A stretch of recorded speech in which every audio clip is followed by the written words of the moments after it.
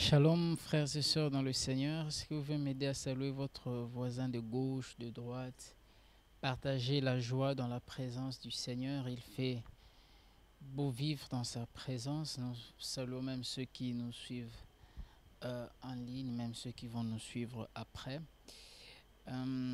C'est votre frère, Merveille Batieba.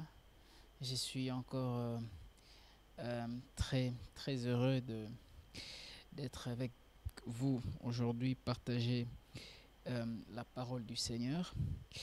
Nous allons pour aujourd'hui réfléchir autour d'un texte, un texte connu de plusieurs, un texte qui a été exploité dans beaucoup de circonstances, dans beaucoup d'occasions. Le Seigneur nous a mis à cœur de revenir sur ces textes. Il s'agit d'Exode chapitre 14, versets 13 à 14. Exode chapitre 14, verset 13 à 14. Et pour aujourd'hui, le sujet que nous allons partager, c'est garder silence, l'Éternel combattra pour vous. Aidez-moi à dire à votre voisin encore, gardez silence, l'Éternel combattra pour vous. Verset 13, Exode 14, elle déclare, Moïse répondit au peuple, ne craignez rien, restez en place et regardez la délivrance que l'Éternel va vous accorder en ce jour, car les Égyptiens que vous voyez aujourd'hui, vous ne le verrez plus jamais. Verset 14, l'Éternel combattra pour vous et vous gardez le silence. J'ai la joie de dire à quelqu'un que l'Éternel combattra pour toi, garde silence. Quel est le but poursuivi dans ce message? Certes, nous allons réfléchir autour d'un texte, mais nous voulons atteindre ces buts à la fin de cet enseignement. C'est pour faire intervenir immédiatement Dieu dans tous les défis de la vie. Je ne sais pas la situation dans laquelle vous êtes en train de traverser. Cette histoire, comme d'aucuns le savent, c'est l'histoire de la traversée des enfants d'Israël de la mer Rouge. Après 430 ans de servitude, l'Éternel décide d'accomplir sa parole et il libère les enfants d'Israël. Et ici, c'est la nuit de la traversée. Ils quittent l'esclavage de l'Égypte. Ils sont en train de partir, de quitter l'Égypte, destination Canaan, la terre promise. Et chemin faisant, quand les enfants d'Israël ont quitté Canaan, ont quitté l'Égypte pour Canaan, Dieu n'a pas conduit son peuple vers le chemin court. Dieu a voulu à ce qu'ils partent par le chemin de la mer Rouge. Et Pharaon, avec toute son armée et les Égyptiens, se sont dit, ok, Israël s'est perdu. Alors, comme il prend le chemin du désert, Israël va se perdre. Qu'est-ce que nous allons faire? Ils sont impuissants, ils n'ont pas d'armes et tout ça. On va les poursuivre, les atteindre et puis les tuer ou les ramener de force ici en Égypte pour qu'ils continuent leurs travaux d'esclaves. Alors, Israël s'est mis à partir. C'est vraiment des milliers de personnes, hein. Des femmes, des hommes, des enfants, des animaux et tout ça. Pharaon avec son armée derrière. Il se retrouve devant la mer Rouge. Devant eux, il y a la mer Rouge. Derrière eux, il y a Pharaon. Ils sont en quelque sorte, comme dit, pris au piège. Ils ne savent pas où aller. Selon la cartographie de l'époque, c'est que Israël était vraiment pris comme au sandwich, comme on l'a dit. Pris au sandwich, comme on l'a dit. Devant eux, il y avait la mer Rouge. Avant ces récits, on n'a jamais entendu dire que la mer peut se séparer en deux pour que les gens traversent. Ça n'existe pas. Et donc, ils n'ont aucune expérience de voir la mer se séparer. Aujourd'hui, nous avons la liberté d'en parler parce que c'est écrit dans la Bible pour nous servir d'exemple. Nous dire que même quand nous sommes devant un obstacle qui paraît infranchissable, on a la certitude que Dieu peut faire quelque chose puisque nous avons vu Israël traverser la mer Rouge. Mais avant eux, personne ne pouvait imaginer que la mer se séparait. Et donc, il était impossible pour eux de traverser. Et derrière eux, il y a l'armée de Pharaon, l'armée égyptienne qui était là. À gauche, il y avait le désert, à droite, il y avait des montagnes. Donc Israël n'avait pas d'endroit où aller. Et c'est dans ce contexte-là précis d'Exode 14 que le peuple que le Seigneur venait de libérer par sa main droite et triomphante, au moyen de la Pâque, le peuple devant cet obstacle commence à pleurer, commence à se lamenter. Frères et sœurs, j'aimerais partager avec vous, partant de ce texte, certaines vérités capitales, je dirais même fondamentales de la vie chrétienne. La première vérité, c'est que la capacité de garder les silences dans les troubles est une preuve de maturité spirituelle. Voilà. Nous traversons les mêmes problèmes, nous traversons la même situation, nous traversons les mêmes défis. Les peuples pleurent. Mais l'attitude de Moïse, l'homme de Dieu, c'est différent. Et donc, nous sommes devant les mêmes réalités, et pour le peuple, et pour Moïse, mais face à cette même réalité, nous avons deux attitudes différentes qui prouvent à suffisance la maturité ou pas de l'un ou de l'autre groupe. Donc, lorsque vous êtes en train de faire face à des situations difficiles, pénibles, qui vous prend la tête, vous ne savez pas comment vous en sortir, la capacité à garder les silences dans le trouble, c'est une preuve de maturité. Je ne dis pas qu'il faut être sans foutiste, il faut être indifférent, mais restez silencieux, calme, savoir que cette situation ne va pas vous emporter. Pendant que j'en parle, je vois l'image du Seigneur Jésus-Christ avec les apôtres dans la barque, une image quasiment similaire. L'eau est en train d'agiter la barque de part et d'autre. Tout le monde est en train de pleurer. Tous les disciples pleurent et tout ça, c'est la monde, ils crient gauche, droite. Mais le Seigneur Jésus-Christ est là, l'homme mature, parce qu'il sait que la tempête ne va pas emporter la barque. J'aimerais dire à quelqu'un, c'est vrai, il est possible que tu sois aussi dérangé par des vents qui sont contraires et tout ça. Mais apprends à garder silence. Pourquoi? Parce que l'Éternel combattra pour vous. Alléluia. Deuxième vérité, tirée du même texte. L'intervention, j'ai écrit ceci, l'intervention imminente de Dieu se manifeste quand tous les moyens humains deviennent impossible, impossiblement réalisable. Je reprends. L'intervention imminente de Dieu se manifeste quand tous les moyens humains deviennent impossibles, donc irréalisables. Car l'impossible est le domaine par excellence de Dieu. Vous savez, quand un cas est facile, c'est à la portée de l'homme. Quand un cas est difficile, c'est toujours à la portée de l'homme. Quand un cas devient très difficile, très compliqué, c'est encore à la portée de l'homme. Mais quand ce cas-là devient impossible, alors intervient le maître des impossibilités. J'ai prié pour le cas qui semble impossible pour toi, que Dieu intervienne de manière imminente, parce que rien n'est impossible à Dieu. Il était possible, et quand Lazare était malade, les hommes pouvaient le soigner, la famille espérait, le médecin pouvait faire quelque chose, les produits pharmaceutiques. Mais quand il est mort, il commence à se décomposer, son cas devient impossible. Alors là, le maître des impossibilités intervient. Je prie que le cas qui paraît impossible dans ta vie fasse intervenir de manière urgente et imminente les seigneurs pour qu'il te délivre. C'était la deuxième vérité. La troisième vérité, toujours autour de ces textes, Exode 14, 13 à 14, pour ceux qui viennent de nous suivre, nous sommes en train de parler, de réfléchir autour d'Exode 14, 13 à 14, et le thème, le sujet que nous sommes en train d'exploiter, c'est garder silence, l'Éternel combattra pour vous. Troisième vérité, si Pharaon n'a pas pu vous retenir en Égypte, la mer rouge non plus ne saura pas vous empêcher d'aller en Canaan. Oh, j'aime ça.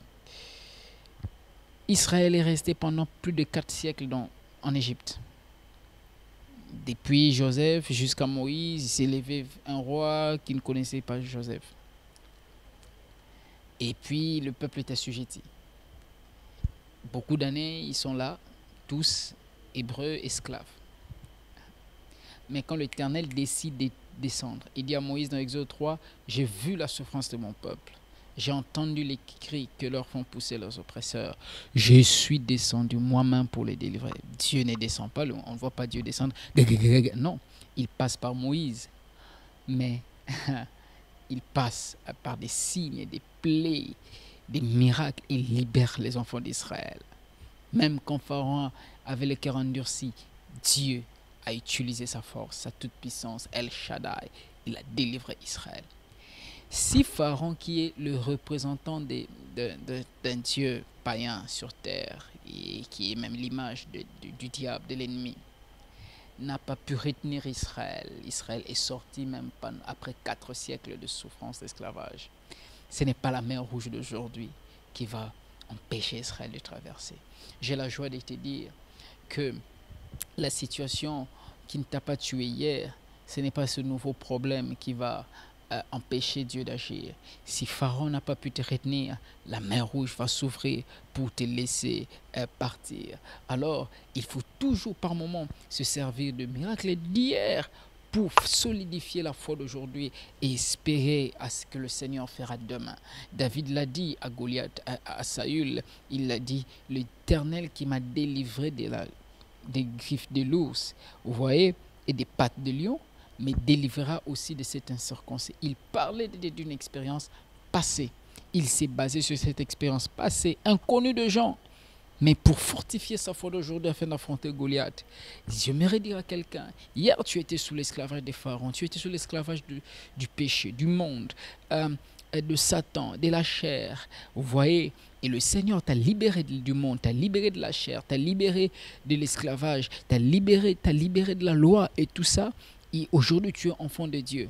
C'est lui qui a pardonné tes péchés hier. C'est lui qui a fait de toi enfant de Dieu. C'est lui qui t'a libéré de la puissance de Satan, du monde. Est capable de te libérer aussi de la stérilité, de te libérer du chômage, de te libérer de cette maladie-là. Parce qu'il est Dieu. Il est Dieu, il n'a pas changé. Il est le même hier, aujourd'hui et éternellement. Alors, ta part, c'est de garder silence. Alléluia. Garder silence. J'étais en train de dire la première vérité que j'ai soulevée tantôt, c'est que la capacité à garder silence dans le trouble est une preuve de maturité spirituelle. On a vu Moïse, mais il y a un élément important qui a fait en sorte que Moïse ne soit pas vraiment troublé. C'est pas parce qu'il était extra-humain, il était extraterrestre ou super-homme. Non, non, non, non, non, non, non. Il était humain, il avait aussi ses faiblesses en tant qu'humain. Mais il y a un élément important qui a fait en sorte que Moïse ne soit pas troublé. C'est parce que pendant que le peuple était en train de pleurer, de se lamenter, de chercher des solutions humaines, Moïse était dans la présence de Dieu. J'aimerais dire à quelqu'un, quand tu es dans la présence de Dieu, tu vas affronter différemment les problèmes qui font pleurer les autres. Voilà. C'est pourquoi apprends à passer de temps en temps devant le Seigneur. Dérangé par les problèmes de la vie. Et c'est ce que Moïse, l'attitude de Moïse, lui, il est avec le Seigneur, dans la prière. Dieu dit à Moïse, monte, reste dans ma présence, il dit, sois en prière. Le peuple en train de pleurer, Moïse est là en prière. Les peuples se lamentent, Moïse en prière. Le peuple s'agite, Moïse en prière. Le peuple pleure, Moïse en prière. Et la bonne nouvelle, c'est que c'est lui qui est en prière amènera des solutions à ceux qui sont en train de se lamenter. Et quand Moïse a fini de prier, en tout cas d'échanger avec le Seigneur, il amène 5 orientations divines pour fortifier le peuple. Oh, frères, sœurs, je t'encourage à prier. Ce passage d'Exode 14, 13 à 14, nous donne aussi un élément important, l'importance de la prière. C'est très important. Parfois, ça fait mal, ça dérange, ça fatigue. Ça peut même affaiblir, ça peut même faire pleurer. Mais n'oublie pas de rester dans la présence de Dieu. Car c'est lui qui reste dans la présence de Dieu. Non seulement le Seigneur le fortifie, il s'est fortifié lui-même, mais il peut aussi fortifier les autres. Et quand Moïse termine de converser avec Dieu, il se tourne vers le peuple. Ah, dans le même combat, dans la même situation, dans le même problème, mais il amène 5 phrases qui ont fait la différence de toute l'histoire. La première phrase, il leur dit, ne craignez rien. J'aimerais dire à quelqu'un, ne crains rien. Tu n'as pas, oh mon Dieu, j'ai dit encore, ne crains rien. Oh non, on a dit le taux du dollar, on a dit les élections, et on a dit ceci, on a dit cela, et tout ça, on ne sait pas comment. J'aimerais te dire de la part comme serviteur de Dieu, ne crains rien. Non, et tout ça. 3 années passées, il y a eu coronavirus. Les gens mourent. Chaque jour, on voyait des gens qui mouraient et tout ça. Mais ces genres de paroles nous ont aidés à traverser ces moments-là difficiles. Même quand tu ressens des symptômes de la COVID-19, tu lui dis, je suis atteint ou pas? Mais il y a une phrase qui te dit, ne crains rien. Je suis avec toi. Ce matin, je me dire à quelqu'un, ne crains rien. Tu as presque tout perdu. L'année touche à sa fin. Tu ne sais pas te prendre. Il y a les frais scolaires. Il y a les loyers à payer. Il y a des factures à payer. Tu sens la pression. Tu as même envie de te suicider. Je ne sais pas moi. Tu es emporté par la dépression. Je mérite de dire de la part du Seigneur, ne crains rien. Pourquoi ne crains rien? Parce qu'il est un Dieu qui contrôle toutes choses. Deuxième phrase, Moïse amène au peuple de Dieu. Il leur dit de la part du Seigneur, restez en place, ne bougez pas. C'est-à-dire, restez calme, ne soyez pas agités. Vous voyez, ne soyez pas comme Simon, agité. Simon veut dire roseau. Roseau, c'est une petite plante qui est agitée par tout vent. Mais Christ a dit à Simon, tu es Simon, mais désormais tu seras Pierre. Pierre, c'est ce qui est solide. Donc, tu resteras en place, à un endroit fixe. Voyez-vous, Moïse dit aux enfants d'Israël, restez en place. Ne pleurez plus, ne regardez ni à gauche ni à droite. Restez en place. Il y a quelqu'un qui est en train de se tourmenter, de se déranger. Il est parti voir le médecin. Il a vu tel spécialiste, il a vu tel autre. Il est parti dans tel centre, il a fait des voyages et tout ça. Cette maladie paraît incurable. Je me te dire, reste en place. Comme Habakkuk, il a dit, je suis à mon poste. Et j'attends voir ce que le Seigneur me dirait et ce que moi je répliquerai. Oh mon Dieu, oh mon Dieu, oh mon Dieu, oh mon Dieu. Reste en place. Ne bouge pas. Ne sois pas ballotté par tout vent de doctrine. Reste en place. Troisième phrase, il leur dit, vous verrez la délivrance que l'Éternel va vous accorder. La délivrance que l'Éternel va vous accorder. La délivrance que l'Éternel va vous accorder. C'est l'Éternel qui accorde la délivrance. Oh mon Dieu, la Bible déclare, ce n'est pas une grande armée qui délivre le roi. Ce n'est pas une grande force qui délivre les héros. La délivrance appartient à l'Éternel. La victoire appartient à l'Éternel.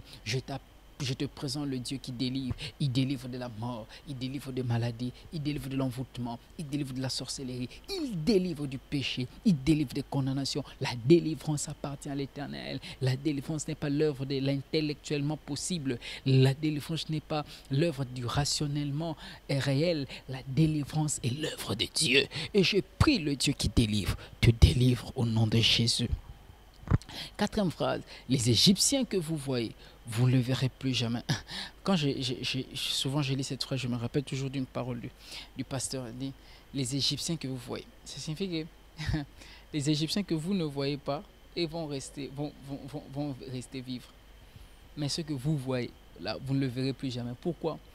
Parce que c'est lui qui ose te poursuivre là où le Seigneur est en train de t'amener. C'est la mer rouge qui va l'engloutir. Oh mon Dieu. Aïe. Aïe, aïe, aïe, aïe, aïe, aïe, aïe. Les Égyptiens que vous verrez, vous ne le verrez plus jamais. Je peux prophétiser sur quelqu'un au nom de Jésus-Christ. La maladie que tu vois, tu ne la verras plus jamais. Le combat que tu vois, tu ne le verras plus jamais. Des situations que tu vois, tu ne les verras plus jamais. Parce que la Bible déclare, les Égyptiens que vous voyez, vous ne le verrez plus jamais. Et la dernière phrase, Moïse dit, cinquième phrase, l'Éternel combattra pour vous. Gardez les silences. Aide-moi à dire encore à ton voisin, garde les silences. L'Éternel combattra pour vous. L'Éternel combattra pour vous. Combattre,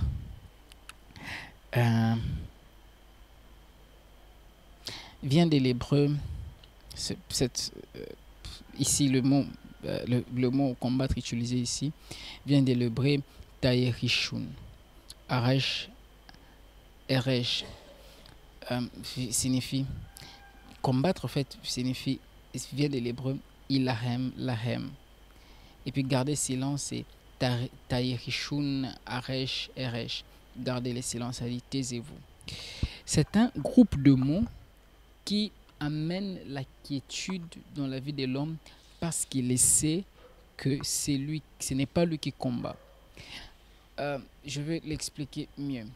Moïse était en train de dire au peuple d'Israël, restez calme, ne faites rien, car le Seigneur s'en charge de cette situation.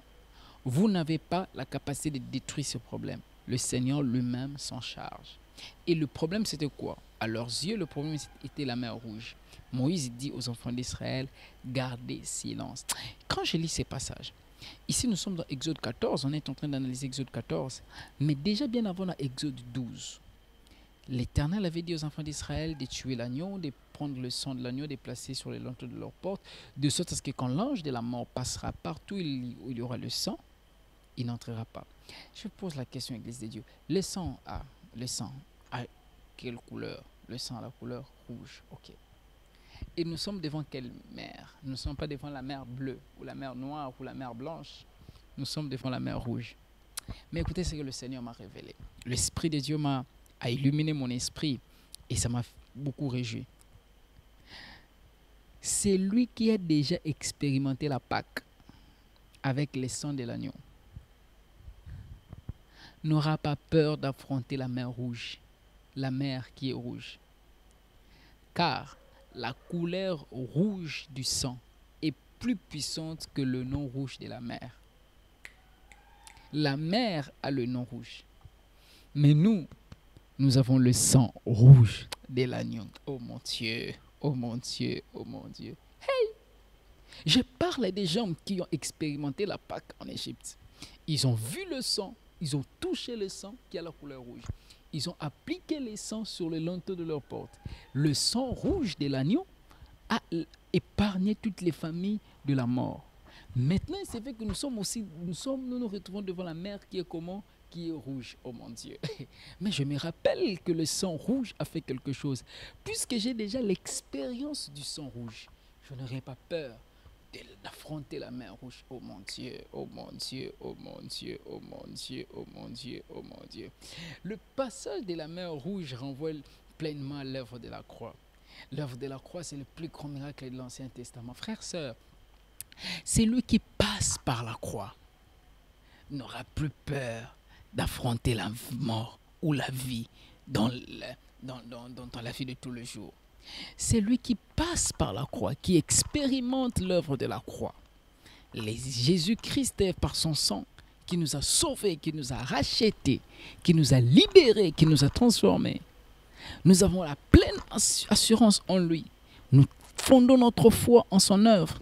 On n'aura pas peur d'affronter les réalités de la vie présente. C'est pourquoi je me redis à quelqu'un que nous avons la victoire à cause du sang de l'agneau et des paroles de nos témoignages. Alors nous déclarons que la mer rouge va se séparer et nous allons traverser. Gardez silence. L'Éternel combattra pour vous dans ce combat-là. Gardez silence dans ces problèmes. Gardez silence dans ces situations difficiles. Gardez silence. Pourquoi? Parce que l'Éternel combattra pour vous. J'ai une dernière nouvelle à vous annoncer.